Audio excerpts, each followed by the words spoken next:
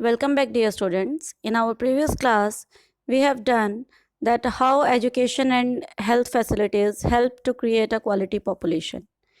किस प्रकार शिक्षा और अच्छे स्वास्थ्य सेवाएं एक मानव को एक अच्छे संसाधन के रूप में तैयार करने में सहायता करती है, वो हमने देखा था। आज हम करेंगे that how employment opportunities also help to create a quality population or to create a human resource for the nation. So first we need to understand the term employment and unemployment. Because some students were demanding for the notes in Hindi as well, so I tried for the same. I hope that it will be helpful for you. Our first term is that what is employment? Employment क्या होता है, रोजगार क्या होता है? हमने economic activities किया था। इकोनॉमिक एक्टिविटीज़ में हमने किया था कि जब कोई भी पर्सन कोई ऐसा काम कर रहा है जिसके बदले में उसको पैसा मिलता है, उसको हम क्या कहेंगे? Economic activity. So when any person involved in an economic activity, जब कोई व्यक्ति किसी इकोनॉमिक एक्टिविटी में इन्वॉल्व है तो उस सिचुएशन को हम क्या कहेंगे? That person is employed. Okay, हम कहेंगे वो पर्सन क्या है? एम्प्लॉयड है। Okay, second is the situation of unemployment. कि अनएम्प्लॉयमेंट क्या होता है? अनएम्प्लॉयमेंट या बेरोजगारी वो स्थिति जिसमें व्यक्ति काम करना चाहता है, he is ready to work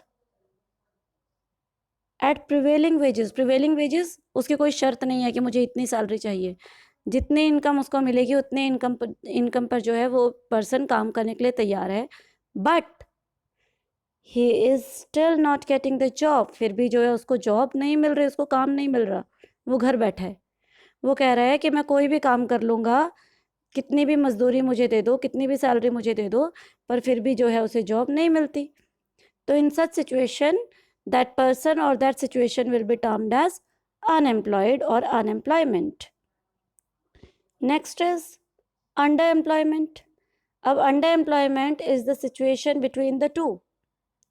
under employment जो है वो एम्प्लॉयमेंट और अनएम्प्लॉयमेंट, रोजगार और बेरोजगारी के बीच की एक स्थिति होती है जिसमें पर्सन इज एम्प्लॉयड, वो काम कर रहा है, he is involve in a job, वो एक नौकरी कर रहा है, लेकिन वो जो उसका काम है वो उसकी क्षमता, उसकी पोटेंशियल, उसकी स्किल से क्या है? बहुत कम है। वो शायद वहाँ पर अपनी उतनी आउटपुट नहीं दे पा रहा जितनी शायद वो दे सकता है, या शायद उसकी जो क्वालिटीज़ हैं, उसने जो इंडस्ट्रियल स्किल, जो उसकी क्वालिफिकेशन है, उसके अकॉर्डिंग वो बहुत ही लो पेड जॉब कर रहा है। वो एक हाई प्रोफाइल जॉब कर सकता है, लेकिन उसको वो हाई प्रोफाइल जॉब नहीं मिल रही, इसलिए उसको ऑन द स्पॉट जो भी जॉब मिल रही है कम सैलरी में, वो भी वो पर्सन करने के लिए तैयार है और वो कर रहा है। ठीक है, he is not using all his potentials and skills. Such situation is called under employment. Clear till here? Next is types of unemployment. बेरोजगारी के प्रकार। बेरोजगारी के प्रकार हम लोग दो क्षेत्रों में करेंगे, ग्रामीण और शहरी क्षेत्रों में। First we will discuss in the rural areas. In the rural areas unemployment is of two types. The first one is seasonal and the second one is disguised. Seasonal unemployment. Seasonal या मौसमी, नाम से ही बेटा कहीं ना कहीं clear हो रहा है कि ऐसी बेरोजगारी जो मौसम या समय के ऊपर डिपेंड करती है. So when a person becomes unemployed for some months of the year, ये ऐसी सिचुएशन है जिसमें इंसान साल के कुछ महीनों में तो काम कर रहा है, पर कुछ महीने या कुछ दिनों के लिए उसके पास कोई रोजगार नहीं होता, उसके पास कोई काम नहीं होता. So such situation is called the seasonal unemployment. Example आप लोग कौन सा ले सकते हैं?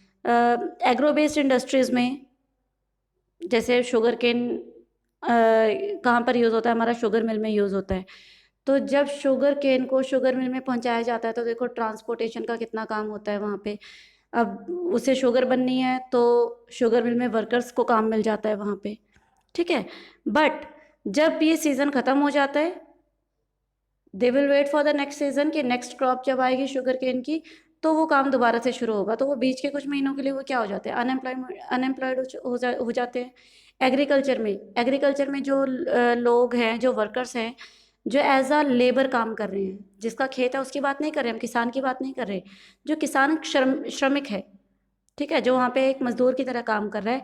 तो जब वहाँ पर सोइंग या हार्वेस्टिंग सीजन होगा, जब उसकी ज़रूरत होगी, तब तो उस वर्कर को काम मिलेगा, उसको बुला लेंगे कटाई के समय या बुआई के समय।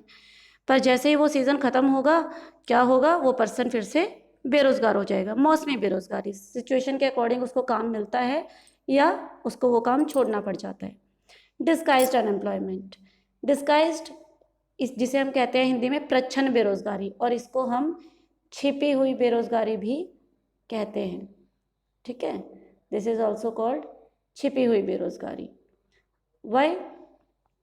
इन this situation when more than required persons are engaged in a work but their marginal productivity is zero, जितने लोगों की ज़रूरत है उससे ज़्यादा लोग वहाँ पर काम कर रहे हैं। सपोज कोई काम है, शॉप है घर की, शॉप पे सिर्फ 2 लोगों का काम है, ठीक है, बट क्योंकि बेटा कोई काम नहीं कर रहा तो बेटा भी अपने फादर साहब के साथ वहीं पर बैठने लग गया, पर उससे जो है शॉप की इनकम पर या प्रोडक्शन पर या सेल पर कोई भी इम्प्रूवमेंट, कोई इफेक्ट नहीं पड़ रहा। वो शॉप पे आ रहा है तो भी ठीक है, नहीं आ रहा है तो भी ठीक है, इनकम उतनी ही है, देयर इज़ नो इंक्रीज और decrease in the income. Similarly agriculture, खेतों में फादर साहब खेती कर रहे हैं तब भी इनकम उतनी है, प्रोडक्शन उतनी है। आगे अगर उनके बेटे ने भी जॉब ना मिलने के कारण वही खेती का काम करना शुरू कर दिया विदाउट एनी न्यू इन्वेंशंस और इनोवेटिव आइडियाज, ठीक है, तो वहाँ पर क्या होगा, अभी तक अकेले फादर साहब वो काम संभाल रहे थे, अब बेटा साथ में लग गया, बट काम तो वही है ना, काम 2 लोगों में बंट जाएगा, काम कम हो गया। पहले सारा काम फादर को करना पड़ता था, अब फादर के साथ बेटा भी वो काम कर रहा है, तो काम दोनों में क्या हो गया, डिवाइड हो गया, बर्डन कम हो गया। लेकिन क्या इनकम के ऊपर कोई फर्क पड़ेगा? नहीं। पहले ही भी उस खेती से, उन खेतों से इतनी इनकम आ रही थी और अब भी वहाँ से क्या होगी, उतनी इनकम आएगी। तो ये जो फाइनल इनकम होती है इसी को हम कहते हैं मार्जिनल प्रोडक्टिविटी, सीमांत उत्पादन हम इसको कहते हैं हिंदी में, ठीक है।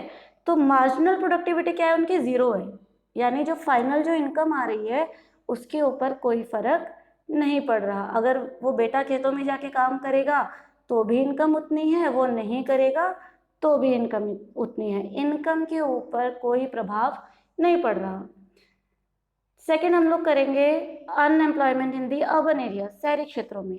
शहरी क्षेत्रों में जो मेन जो अनएम्प्लॉयमेंट पाई जाती है बेटा, that is of educated unemployment. Educated नाम से ही हमें क्लियर हो रहा है, शिक्षित यानी पढ़े लिखे बेरोजगार, जिनकी जनसंख्या या जिनकी संख्या आजकल बहुत ज़्यादा बढ़ती जा रही है।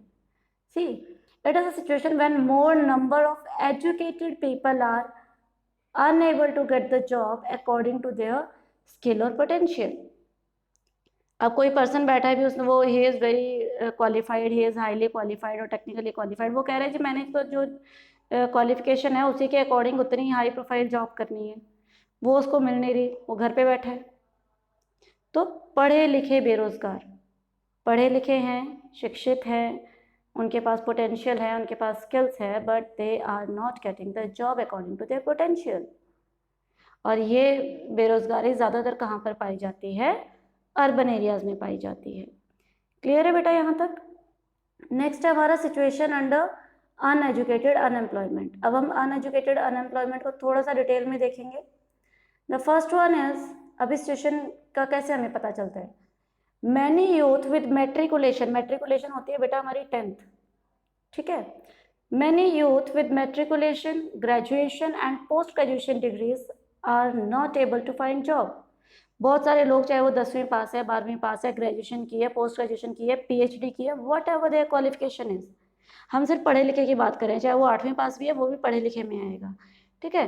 तो कोई भी पढ़ा लिखा व्यक्ति जो है इस तरह की सिचुएशन में वो अनएम्प्लॉयड होता है, उसके पास कोई रोजगार, कोई काम नहीं होता करने के लिए। Second, a study showed that, कोई सर्वे किया गया, उस सर्वे के अकॉर्डिंग हमें क्या पता चला, that unemployment of graduate and postgraduate has increased faster than among matriculates। जितने ज़्यादा हाईली क्वालिफाइड होंगे, स्नातक होता है हमारा बेटा ग्रेजुएशन एंड स्नातकोत्तर होता है हमारा पोस्ट ग्रेजुएशन, एंड मैट्रिक अभी आपको बताया दैट इज 10th।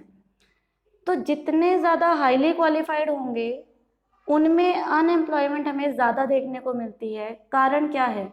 जिस इंसान की एजुकेशन कम होगी, सपोज वो सिर्फ 8वीं 10वीं या 12वीं पास है, तो वो क्या सोचेगा? वो सोचेगा यार मुझे कोई भी काम मिल जाए मैं कर लूँगा, मुझे काम करना है। उसको चाहे कहीं से कोई बिजनेस का ऑप्शन मिलेगा वो कर लेगा, कहीं पे शायद उसको मजदूरी करने को मिले वो कर लेगा। इट डिपेंड्स कि किस तरह के एरिया में वो रह रहा है, तो उसको कोई भी उसको कम इनकम में भी जॉब मिलेगी तो वो करने के लिए तैयार है। बट नो डाउट जब पर्सन थोड़ा हाईली क्वालिफाइड हो जाता है और उसको अगर बोलेंगे हम कि भाई तुम चपरासी की नौकरी करो, तो कहीं ना कहीं आई थिंक हार्डली 5 to 10% लोग होंगे जो तैयार होंगे। ठीक है, मैक्सिमम क्या बोलेंगे, लो मैं इतना क्वालिफाइड हूँ, मैं चपरासी की नौकरी क्यों करूँ, मैं मजदूरी क्यों करूँ। क्यों? क्योंकि उसकी जो क्वालिफिकेशन है वो बहुत हाई है। उसके he is not he cannot convince himself to do such job, such low profile job और द लो पेड जॉब। वो ऐसा काम करने के लिए तैयार नहीं है। तो इसलिए जितने ज़्यादा हाईली क्वालिफाइड है उनमें अनएम्प्लॉयमेंट इस तरह की बढ़ रही है in comparison to those who are only matriculate, जो सिर्फ 8वीं या 10वीं पास हैं। Next is a paradoxical manpower situation is witnessed as surplus of manpower in certain categories coexist with shortage of manpower in others. एक विरोधाभासी जनशक्ति की स्थिति, विरोधाभासी when two situations are opposite to each other. पैराडॉक्सी का मतलब होता है विरोधाभासी, विरोधाभासी का मतलब है जब दो सिचुएशन एक दूसरे के ऑपोजिट हैं। अब देखेंगे, इसको बहुत ध्यान से समझेंगे बेटा। एक विरोधाभासी जनशक्ति की स्थिति को कुछ श्रेणियों में जनशक्ति के अधिशेष के रूप में देखा जाता है, जबकि दूसरों में श्रम शक्ति की कमी होती है। कुछ एम्प्लॉयमेंट सेक्टर्स तो ऐसे हैं जहां पर कि जो नंबर ऑफ पीपल है they are extra employed, extra लोग हैं, मतलब वहां पर काम करने वाले लोगों की कमी नहीं है। बट दूसरी ओर अगर हम लोग देखते हैं तो लोगों के पास काम भी नहीं है करने के लिए। कुछ जॉब ऐसी हैं जहां पर अगर आज वैकेंसी निकले तो हजारों लोग अप्लाई करने के लिए तैयार हैं। वहीं पर कुछ जॉब्स ऐसी हैं जहां पर अगर वैकेंसीज निकलती हैं तो very few people are qualified for that kind of job. ठीक है, तो इस तरह की सिचुएशन क्या होगी? पैराडॉक्सिकल, विरोधाभासी है। यानी लोग एजुकेटेड तो हैं बट बहुत ज़्यादा जॉब्स जो ऐसी हैं, हाई प्रोफाइल जॉब्स हैं, शायद वो उनके लिए क्वालिफाइड नहीं है। Clear? Next is our there is unemployment among a technically qualified persons on one hand while there is a dearth of technical skills required for economic growth. अब इसको ध्यान से देखेंगे बेटा कि unemployment among technically qualified person, जिन लोगों ने कोई भी टेक्निकल एजुकेशन ली है, लाइक बीटेक होते हैं, एमटेक करते हैं बच्चे, ठीक है, तो टेक्निकली लोगों में अनएम्प्लॉयमेंट है, एक तो ये सिचुएशन है। लेकिन बहुत सारी जॉब्स ऐसी हैं जहाँ पर टेक्निकल स्किल्स की ज़रूरत है और वहाँ पर उन लोगों को वर्कर्स ही नहीं मिल रहे काम करने के लिए। अब ये इसके पीछे क्या कारण है? इसके पीछे कारण ये है कि अगर हम लोग इंडियन एजुकेशन सिस्टम की बात करें, टेक्निकल एजुकेशन तो नेम से लगता है कि बच्चे ने टेक्निकल एजुकेशन ली है, लेकिन जो इंटरनल क्या होता है, उनको जस्ट थ्योरेटिकल नॉलेज दी जाती है, उनको प्रैक्टिकल नॉलेज होती ही नहीं है। एंड विदाउट प्रैक्टिकल नॉलेज कोई भी वो टेक्निकली हाई प्रोफाइल जॉब मिलना बहुत मुश्किल होता है। उनको सिर्फ थ्योरेटिकल नॉलेज दी जाती है, प्रैक्टिकल नॉलेज नहीं दी जाती। इसलिए जो है इस तरह की सिचुएशन क्रिएट है कि टेक्निकली क्वालिफाइड पीपल तो बहुत हैं, बट जिस तरह की टेक्निकल स्किल्स की ज़रूरत है वो टेक्निकल स्किल वाले लोग बहुत ही कम अवेलेबल हैं। Clear students? So this was our topic of unemployment, that these were the 3 types of unemployment: disguised, seasonal and educated. जो disguised है और seasonal है वो that is prevailing in the rural areas, and educated unemployment is basically prevailing in the urban areas. I hope the topic is clear to you. If any doubt, please ask. We will do the next topic in next video. Take care.